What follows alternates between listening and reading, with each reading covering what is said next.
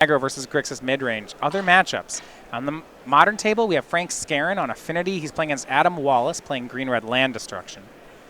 And on the Legacy table, Teamer Delvers, Dan Jessup's choice, and it'll be against Sneak and Show from Christopher Stitson. I think that green-red land destruction is about my favorite matchup to play against as Affinity, because you cast 7 permanents and then they cast a Stone Rain. Tends to be runaways for Affinity in that matchup. Teamer Delver versus Sneak and Show is a pretty interesting matchup. You do tax the Sneak and Show's players' understanding of the matchup, but in a way that's kind of funny. The correct play is usually just to cast as many spells as you can as fast as you can. From the Sneak side or from the Delver side? From the Sneak side. You just want to cast Sneak and Show Show and Tell as soon as you can, and if it resolves, you win the game. Great. And if it doesn't, you try again. Mowry keeping on a 6-card hand here on Standard, and we are ready to go. Now, from my side, Ryan, I like metagame gurus on all 3 matchups. Yeah, I'm inclined to agree. And we'll go ahead and see how this one plays. Andrew on the play on 7, mentioned against Mowry's 6. We will see Thorn Lieutenant. This card's pretty obnoxious in the matchup, actually. Just a 2-3. It's the 2-3 for 2. That pretty decent, but the ability. Right. Whenever it's a target a spell or ability, you get a 1/1 green elf warrior. And then sometimes if you have 5 in a green laying around, you can get +4/+4 until end of turn. Mostly, though, it's the fact that you just have to destroy all of the creatures that the green deck brings to the table, and this one replaces itself when you target it. Steel Leaf Champion from Jessup on turn 3 here. Mowry going to abrade down Thorn Lieutenant. Does mean that Jessup gets a 1/1. That turn cycle is a huge win for Jessup. Not only does Abrade just turn that 2/3 into 1/1, but now he's untapping with Steel Leaf Champion if Mowry doesn't do something about that now. You're not able to Doomfall it because of that 1/1 token. That's a huge win. You don't have Vraska's Contempt online just yet because you need 4 lands for that. When it looks like we're going to see a 2-spell to get rid of Steel Leaf, it is Magma Spray and Harnessed Lightning. Mowry already on a mulligan here. This is tough. Yeah. Yeah, things just kind of going Jessup's way so far. I do like Mowry pulling the trigger on that. Does not want Jessup to untap with Blossoming Defense. Yeah, firing that off there, that's a great window, though, again, that 2-for-1 is going to hurt. Yeah. And swing with the Elf Warrior, Matthew to 17. Let's see if there's some other threats to follow up for Jessup. Another Steel Leaf Champion would be excellent. A Haship Oasis makes Thrashing Brontodon. Amusingly. I suppose he doesn't. This is a green 1, so the Oasis will not deal him damage. Yeah. But yeah, I guess to leave up basic forest here. Go back over to Andrew's side. Thrashing Brontodon, quietly one of the better cards in the mono green deck. A lot of utility out of it. When I've played blue-black control against mono green, one of the problems I have is that they're pretty good against 1-for-1 removal. A lot of their cards have sacrifice abilities or the Thorn Lieutenant ability, or back when they were playing Resilient Kenra, they'd come out of the graveyard. Brontodon doesn't have a ton of matchups, though Jerry Thompson wrote a great article about blue-black a little while ago for Star City. And in this, he professed a statement that I strongly agree with. Arguel's Bloodfast is your best card in every matchup. Changes a little bit. There's a new set. Nicol Bolas does change the texture somewhat. But Thrashing Brontodon can just destroy Bloodfast if it's a problem. Yeah. So Andrew looks like he's going to make a full 3 mana payment for Greenbelt Rampager. But against a deck like Grixis, you're not worried about a sweeper here. Right. Yeah, the only legal one is Sweltering Suns. Nobody's playing that. And these are 2 4-toughness creatures anyway. Just a bunch of spot removal in the deck. But I do like where Matthew's gone with this. This is a card that's very good against mono green. It is the Scarab God, just tapping out for it. Puts a lot of pressure on the green deck. Mm-hmm. There is a Thorn Lieutenant in the graveyard, so there's already a target at the ready. This is an important box to check for the mid-range deck. Yeah, this is what Andrew can do on this turn is pretty important.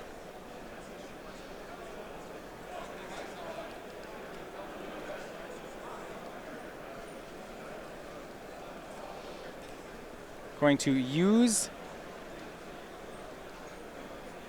Haship Oasis. Yeah, on the elf token. Okay. So what he's representing here is Blossoming Defense. He has 2 3/4s and a 4/4, and Blossoming Defense on any of them means that the creature just eats the Scarab God in combat. So Scarab God will block the token, and yeah, he will use Blossoming Defense. And that punches through 6 points. Scarab God, for now in the graveyard, Matthew down to 7. But, you know, in his situation, he could just buy back Scarab God and make it again. Yeah, the token should be a 6/6, so I believe that token is still around. Yeah. Yep. Yeah, it's still there. Yeah, Scarab God doesn't have Death Touch. There's a lot of text, but nothing like He that. could have fooled me. Just said if he had Death Touch too, he'd be like, yeah, all right. I made a bad attack into a Slumguard Dragon Lord one time. The 3/5? Yeah, That guy has Death Touch. that one does.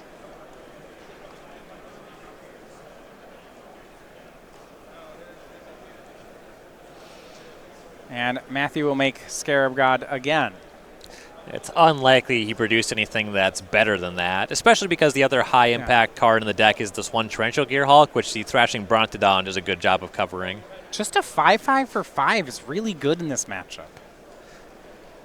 Jessup, if he just has nothing and attacks, he'll get in for 4 points, but then it becomes increasingly difficult to ever connect again.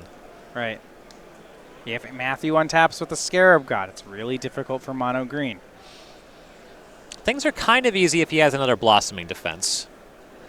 So he can just make that attack, and the 3/4s can just get after the Scarab God in combat. Right, you'd run the same playback, put Matthew, take deal 4, save your creature, and then if he taps out for Scarab God again, he's dead on the board. Right. The pacing very much suggests that that is not available. Yeah, I don't think Andrew would be taking as this long to make that kind of play.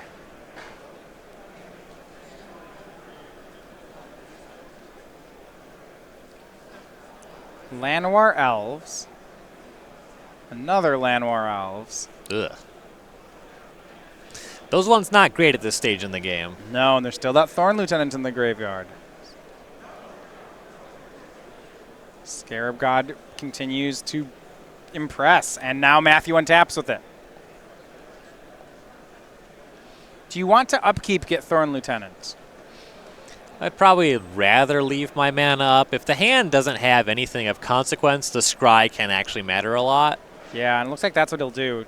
So he'll go ahead and snag that Thorn Lieutenant. Now that's the only creature in a graveyard. So unless Matthew draws into some removal, the Scarab God fun is over for the time being.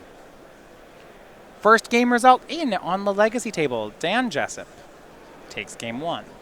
Amusingly, a lot of the removal that Mowry has left over just exiles. Okay. There are 3 Magma Sprays and 4 Vraska's Contempts. He does scry to the top and then passes the turn. There is a second copy of Harness Lightning somewhere in the deck. A couple more Abrades. The Abrades would typically be good finds, and now they don't kill either the larger creatures, but with Scarab God, you almost don't care which creature you remove. Yeah, hitting Llanowar Elf and turning it into a 4/4 is pretty good on this battlefield. Andrew posturing for an attack. Without any tricks, the current attack is both 3/4s are blocked, one by a 5/5, one by a 4/4, 2 1/1s connect, put Mowry to 4. Yeah, there's something going on. We'll see. He'll make the full swing. And this provides a lot of food for the Scarab God, so I'd expect something. Yeah, looking at the list, Blossoming Defense is our only instant here, actually. It might be, maybe if he's drawn Heart of Kieran, then he can put Matthew to 4. Yeah, that would be something. So yeah, look, Matthew will just take the straightforward blocks. He'll block both 3/4s, let 3 damage in.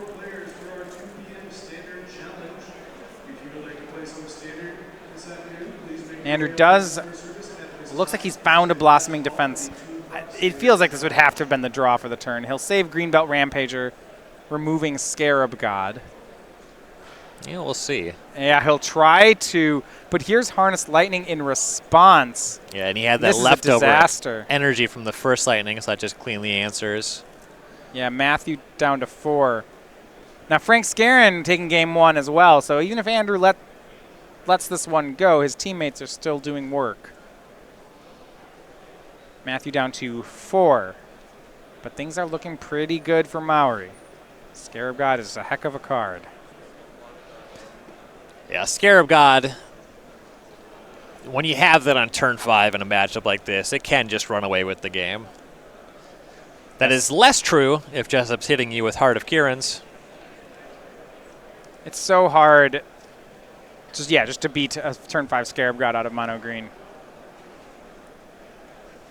Yeah, you just have to be pretty firmly ahead before it comes down. Which, to be fair, if Jessup had drawn that second Blossoming Defense earlier, I think he could have taken this game. If he'd drawn it on the previous turn? Right. Yeah, I agree. Matthew double scries to the bottom and then draws a land, so not a great turn. But a show of confidence from him. He attacks with Scarab God. He does have to sweat that top-decked Heart of Kiran, so you do want to get some closing speed down. Okay. Here's Glint Sleeve Siphoner from Mowry. Jessup at 12, and Matthew will pass the turn. And actually, he's getting Jessup into range of just a lethal attack next turn. Right. Jessup on a 2-card hand now. At least one of them is a forest. 3 1/1s versus a field of large creatures. And he's seen enough. He'll pick him up. Matthew Mowry takes the game. So for the Gurus, things were looking like a clean sweep, but a stop put to that. Grixis midrange takes the first game. And Grixis midrange, now that you know the matchup, should have some good tools in the sideboard here. There's actually not a ton, though, the way this is configured. As we look at for Mowry, you have 3 Chandra's Defeat, 3 Duress, 3 Negate, 2 Confiscation Coup, and a Braid. Inaugural Bloodfast, a Glimmer of Genius, and a Torrential Gearhulk. The extra Braid makes a lot of sense. We did not see one in that game, but Heart of Kiran can be a problem in the matchup. I don't mind Confiscation Coup against a green deck. Yeah, it's slow, but it's just fine. Extra Gearhulk is actually pretty good because the 5/6 body matters a good amount. So question I have, Ryan, if Andrew manages to get Galta into play, how many ways does Matthew have to deal with this? Well, you have the 4 main deck Vraska's Contempts and a Commit to Memory. But once it's actually on the battlefield, and you're drawing pretty slim to answers, to be entirely honest.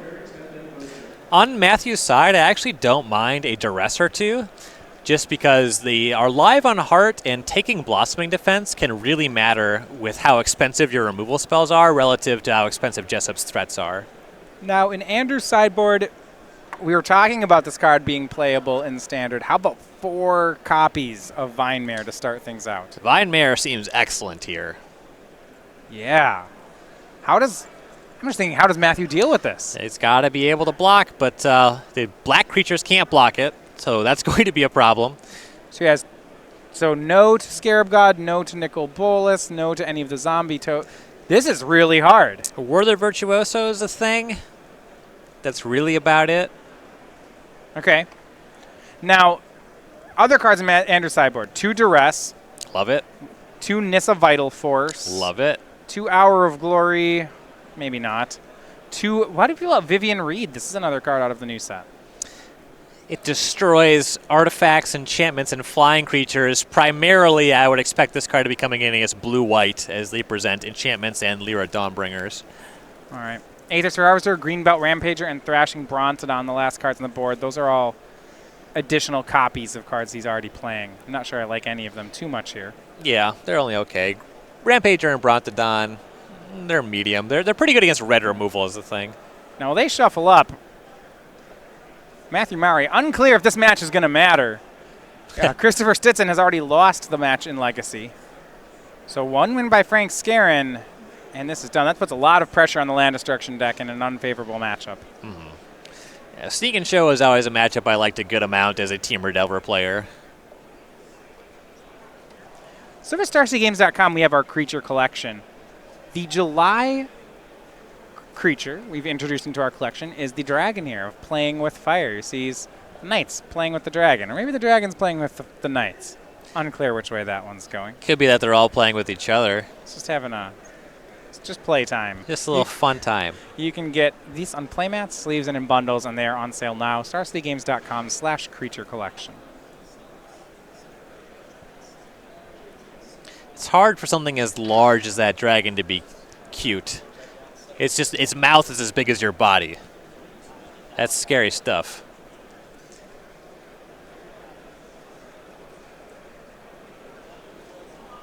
Looks like a mulligan here for Andrew.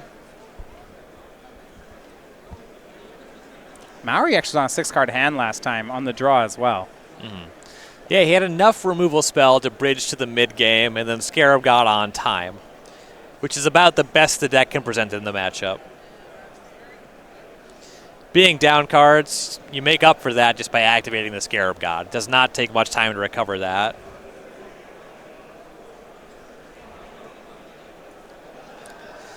It also really helped that Jessup was not presenting Ronus the Indomitable or Ghalta Primal Hunger, which would have allowed him to outsize the Scarab God. Right.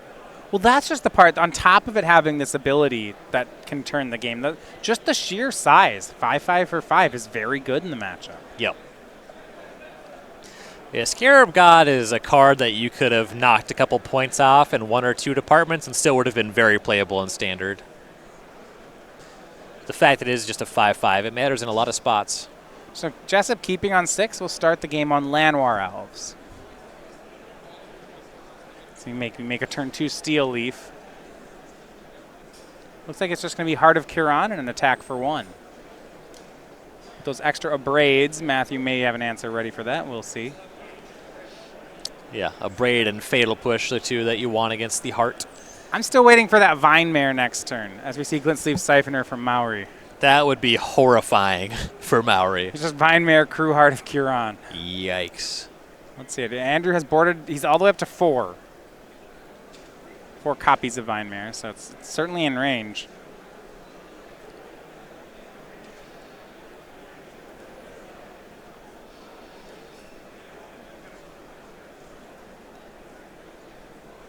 And it looks like we don't have the Elemental Horse just yet.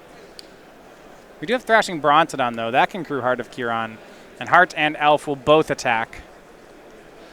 Mowry not going to trade his Siphoner just yet, so it goes down to 14. Not as backbreaking as a Vine Mare, but still a very good turn. Yeah, it's still an additional threat. And now we're at the point where I understand Matt not wanting to trade the Siphoner away. However, if he starts attacking with it and paying life to draw cards, that's an awfully slow strategy.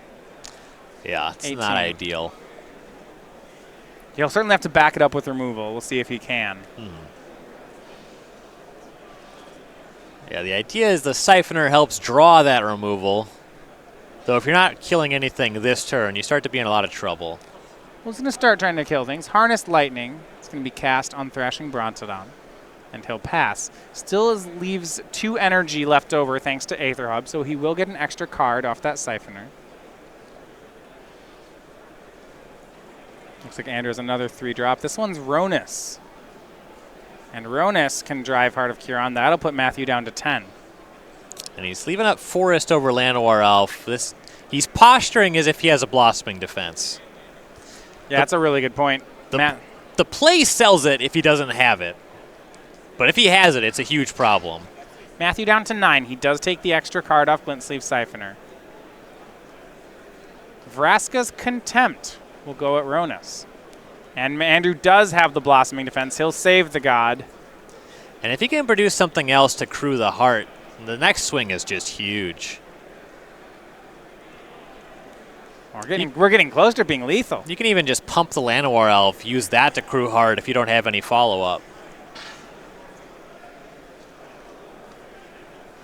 Mentioned Blossoming Defense really powerful in this matchup. I think plays like that showing just how. Scrap Heap Scrounger is the play from Jessup. It will crew Heart of Kiran, and it's a 4-power creature, so Ronus and Heart can attack. Siphoner jumps in front of Ronus. A pump on Heart sends Matthew to 3, and we should be heading toward a 3rd game.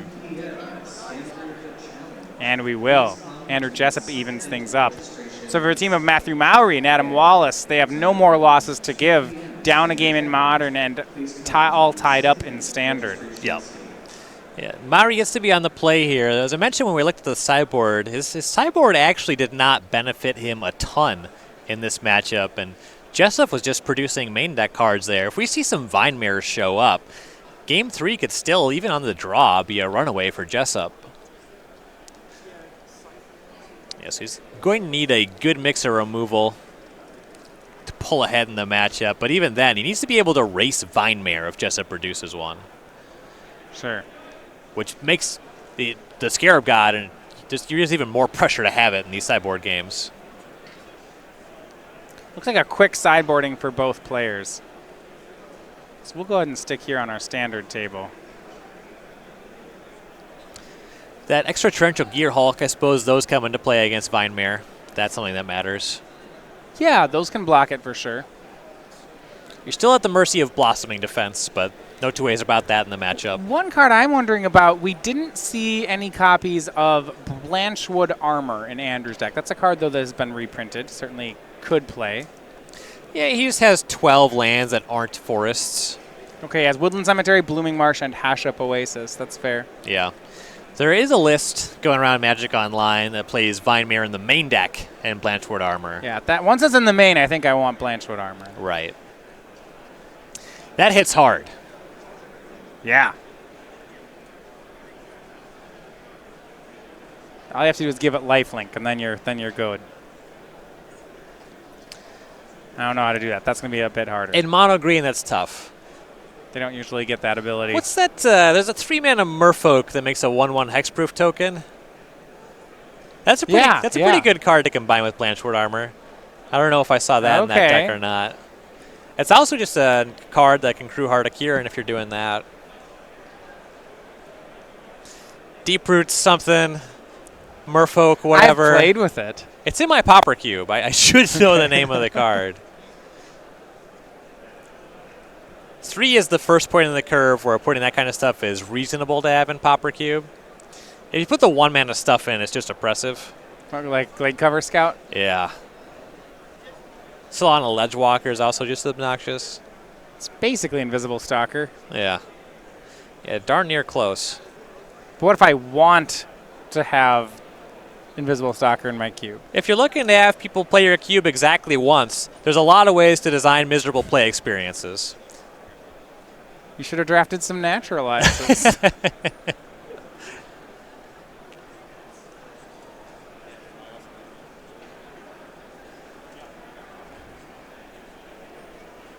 Mowry going to be on the play here for game number 3.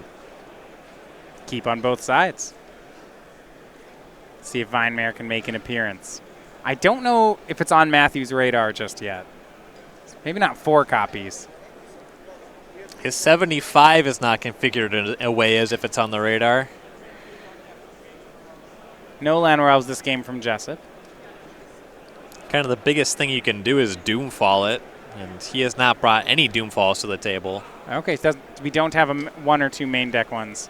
First play will be from Jessup. It is Scrap Heap Scrounger. Mowry will cycle.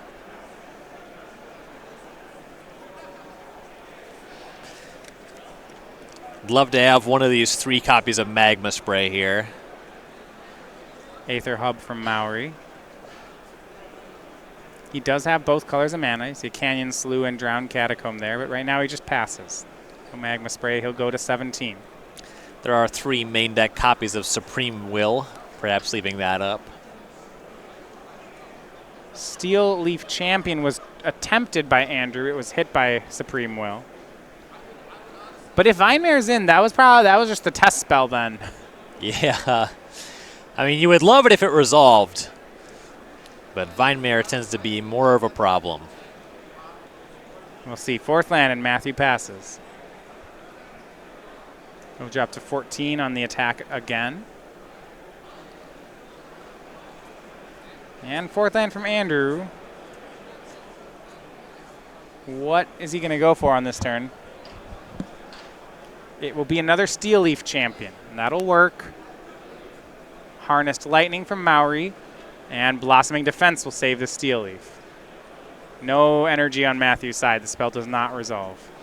I think he was asking if he had to declare that he was spending 4, so he doesn't lose the one he had. Right, you choose on resolution, so he gets to keep the 1. Yeah. But now we check, does he have Scarab God? That's how he won the last time. Yeah, he has enough life where Scarab God would still be pretty good here. Liliana, this one's fine. Okay. Now, the zombie tokens can't block the Steel Leaf Champion, which is a problem. Right, so this is the 1-of copy of Liliana Death's Majesty. The makes Comic a zombie. Con promo. Yeah, if you're not familiar with that one. Now remember, the zombie's a 2/2, so it actually can't block Steel Leaf Champion. Now, as mentioned, Matthew still at 14 is a relatively safe place. I really enjoy the design of Steel Leaf Champion just because of how close it is to Leatherback Baloth, which was a card that just saw standard play. Yeah, this one's so much better. Yeah, it changed it from a 5-turn clock to a 4 and just gave it an ability.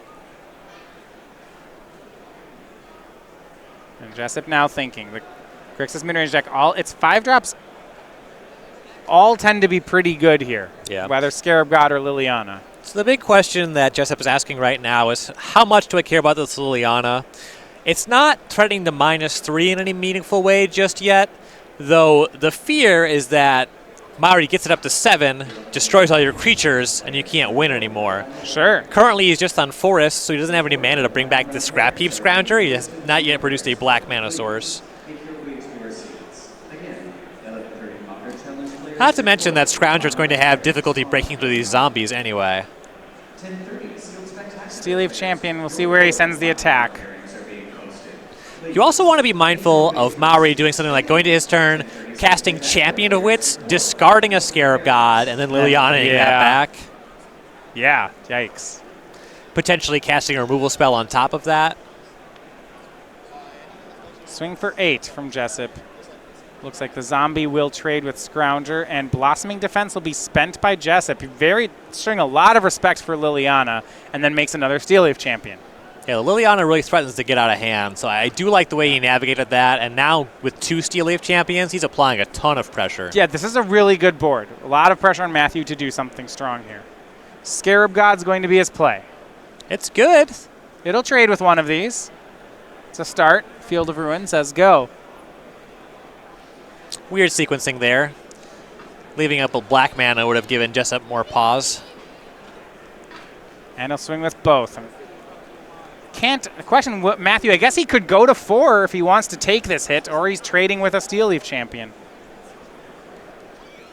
I think big decision. Just accepting using the Scarab God as a removal spell seems to be the line to me.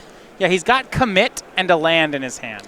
Because you're not bringing back good creatures with the Scarab God just yet. Yeah, if he had enough mana, he's going to take it, actually. He milled over a Glintsleeve Siphoner, which will give him another blocker next turn. Okay, and then here's Vinemare from Jessup. Not for that one. No.